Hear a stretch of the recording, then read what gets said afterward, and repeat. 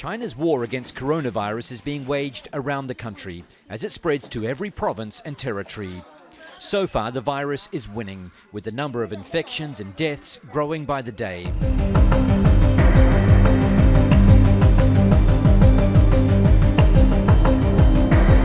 Instead of air hostesses, but at least they're out of Wuhan. French citizens are flown home from China. They'll spend 2 weeks of quarantine at this holiday resort. Among them, journalists who'd been reporting on the pandemic. Nobody expected this, right? So I saw the people, they were looking forward to leave Wuhan. They were scared but not in panic, and of course, I guess that they were happy to land in France. I saw people clapping their hands when the plane landed. That was a good sign that the people were happy to be here not in Wuhan. This will be temporary home for the 100 or so Germans being flown out of Wuhan, a military barracks in the Rhineland. I'm relieved that we're now in a position to end the difficult situation in which our citizens find themselves there. We can now fly those out who are willing to leave. The number of infections and deaths growing by the day. On the front line in Hubei province, where the outbreak is thought to have started, the challenge is made greater by a shortage of medical supplies.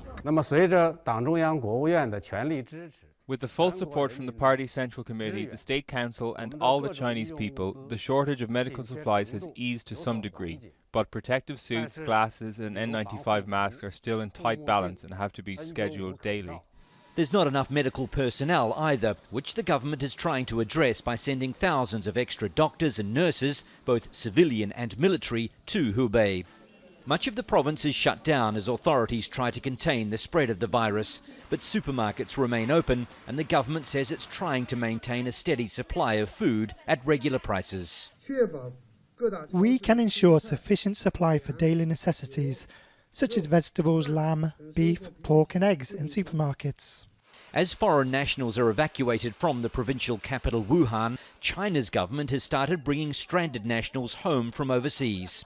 The first charter flight arrived in Wuhan from Thailand, amid reports of Hubei residents being prevented from boarding commercial flights back to China. The Philippines has reported the first death from the new coronavirus outside of China.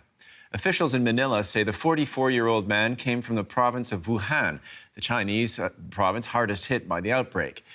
The death toll in China has now topped 300. More than 14,000 people have been infected worldwide, almost all of them on the Chinese mainland. As the number of cases there continues to grow, factories have gone into overdrive to meet the demand for medical supplies. Philippines health authorities said the coronavirus patient had shown signs of recovery but deteriorated quickly. Despite the fatality, officials are urging calm. All measures needed to contain the spread of the virus is being strictly implemented. Many countries are now refusing entry to travelers who have recently visited China, against World Health Organization advice. New Zealand is the latest. Much of this is because simply we do not know. We're in the very early stages of this virus, and there are still things that we're having to learn about the way it's being transmitted. So this is not an announcement that should cause any alarm by New Zealanders. It's precautionary. We're doing it in the best interests of their health. Countries are airlifting their citizens out of China. A German Air Force plane delivered more than 100 evacuees to Frankfurt. They will spend the next 2 weeks under quarantine in a special facility. Morning. Day one of quarantine. Yesterday was a very long day. We spent more than 30 hours, I would say almost 40 hours, on the road traveling from Wuhan to the Wirral. So everybody basically just checked in last night, got a few amenities like shower gel, etc., and went straight to bed. Everyone was so tired. So this is the accommodation we have here. It's got a bathroom and a bath. Oh God, can't wait for one of those. We've been told that if we go into any communal area, we have to keep our masks on at all times. However, we are allowed to take them off in our rooms. About to have breakfast. Breakfast has arrived. We've got a nice selection of bacon, sausages. You know, the information we're being given at the moment is that we should try to stay as isolated as possible. But we are free to move around and we can talk to each other. But if we can stay isolated in as much as we can, then they would prefer that. The US government has announced new immigration restrictions on 6 countries, citing security concerns. The Department of Homeland Security will suspend visas that can lead to permanent residency for nationals from Eritrea, Kyrgyzstan, Myanmar, and Nigeria. Sudan and Tanzania will also stop receiving diversity visas that award green cards to countries with low immigration numbers to the United States. Travel restrictions have been in place on Muslim-majority countries. That is Iran, Libya, Somalia, Syria and Yemen since 2017. U.S. President Donald Trump has imposed a new travel ban restricting immigration from Nigeria and 5 other countries in an expansion of his administration's policy, blocking travel from certain nations. In line with the new policy, citizens from Nigeria, Eritrea, Myanmar and Kyrgyzstan won't be allowed to apply for visas to immigrate to the U.S. According to the U.S. government, the policy was designed to tighten security for countries that don't comply with the U.S. minimum security standards or cooperate to prevent illegal immigration. How does the president do this? How does he extend this travel ban? Well, so basically, they're going to have a review now of this recommendation from Homeland Security. And if they determine that this would help the U.S., help protect the U.S., they would then go ahead and propose it. There might be some opportunity for countries that would be affected to try to improve their immigration and their travel procedures, their biometrics, how they check people leaving the countries. But if they do go ahead with this, it may well end up in the courts, as the earlier ban did. After some, you might recall, this took effect in 2017, shortly after President Trump took office, and it was very controversial. Some said it was they called it the Muslim ban because it affected countries where there were a great deal of big Muslim populations.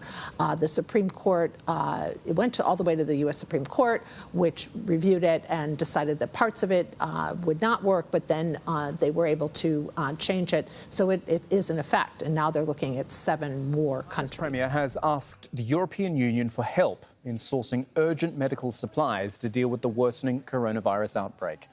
259 people have now died from the virus. That was after China announced a further 46 deaths. Earlier, Australia joined the US in banning visitors who've travelled to China. And American citizens who've been in China for the past 2 weeks will now also be screened and quarantined for 2 weeks. We've also heard from the World Health Organization's representative in China, who's defended the decision to declare the outbreak a public health emergency. He's also warned there'll be no respite from the spread of the virus in the near future.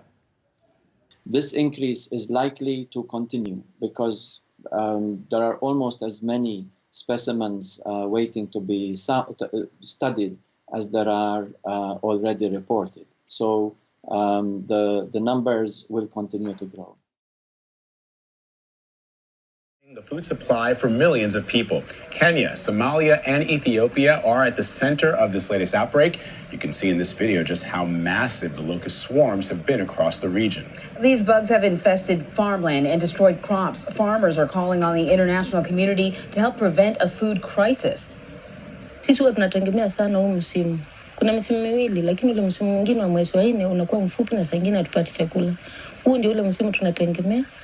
Na ni kama zitatuharibia kabisa, tutakaa njaa tu throughout the year mpaka next year mwezi wa 10 ndio tutapanda. This year mwezi wa 10. The United Nations says the region needs around $76 million to combat the crisis. Officials warn the locust outbreak will spread across the entire continent of Africa and into other parts of the world if action isn't taken. This is a very rare phenomena. But once it does occur, it becomes extremely threatening to food securities, livelihoods, pastures, and of course, with pastures if herders have to move animals into new areas, that this can be sources of conflict. CBS News foreign correspondent Deborah Patta is following the latest in Johannesburg. So, Deborah, even before this crisis, millions of people in the region faced high levels of food insecurity, and we know this area has typically faced harsh climate conditions like drought and flooding. So what's the latest on this crisis and how bad is it? Well, as you just mentioned, $76 million bad. That's how much the United Nations says it needs to combat this outbreak. And they're making no bones about it. They need that money now. It's the worst in 70 years for Kenya and in quarter of a century for Somalia and Ethiopia. And just to give you a sense of how big these swarms are, one was spotted in a part of Kenya that contained about 200 billion of these creatures. And in the sky, it occupied a space 3 times the size of New York City. And as the Food and Agriculture Organization of the UN has warned, they could increase 500-fold by June if not contained and checked immediately and spread elsewhere. Now, part of the problem is that these locusts are very difficult to track. They move very quickly, but they're not just a scary invasion. They also eat food. Even a small swarm of locusts can consume enough food for 35,000 people, and farmers are complaining that about 90% of their crops have already been destroyed. The locusts are now moving towards Uganda and towards South Sudan. South Sudan already under terrible, terrible strain from food insecurity. And if you consider that over 20 million people in East Africa are already facing food shortages due to periodic drought and flooding, you have a very serious problem when locusts start eating their only source of food. Vlad? Deborah, we're watching like this video where people are trying to swat at this swarm with their jackets, and so it looks absolutely futile.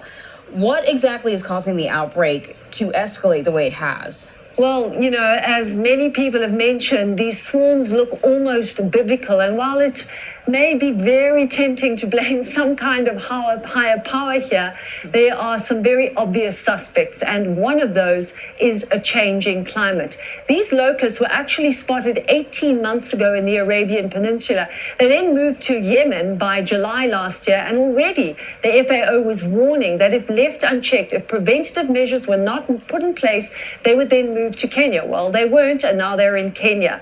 And what contributed to this was unusually wet, rainy seasons, which created this exceptional breeding ground for locusts. They thrive after rainy weather because there's so much food to eat, and they grow very, very quickly. They only live 3 to 5 months, but in that time, a population can absolutely explode if left unchecked, and that is what actually happened in this particular instance.